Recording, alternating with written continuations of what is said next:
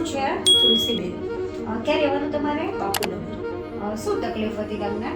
કમરની તકલીફ હતી. એટલે શું થતું હતું કમરમાં? નસ દબાણમાં હતી. ચાલવામાં તકલીફ હા, હતી? ચાલવામાં તકલીફ હતી. પછી તમે અહીંયા હાઈટેકનો તમને એડ્રેસ કોણે આપ્યો? કાકા એમને. હા, અને પછી તમારું ઓપરેશન કરાવેલું છે? હા, ઓપરેશન કરાવ્યું. કેટલો ટાઈમ થયો? 5 મહિના થયા.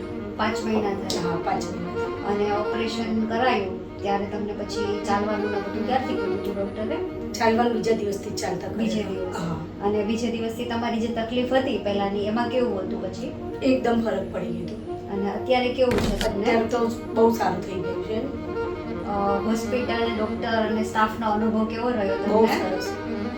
બધાનો સ્ટાફથી જેમ કે સાહેબ સુધી કે બધા સ્ટાફ બધા સારા. હવે કોઈને તમારે અનુભવ કેવો હોય કે ઓપરેશનનું બધું તો તમે શું સલાહ આપો? સારી જ સલાહ આપવાની કે અહીંયા જાઓ, બીજે ક્યાંય નહીં જાઓ અને અહીંયા સારું કરી નાખે. જેમ કે 90 દિવસનું કહે છે તો 2 મહિના 3 મહિનામાં નહીં, મહિનામાં જ સારું કરી દેશે.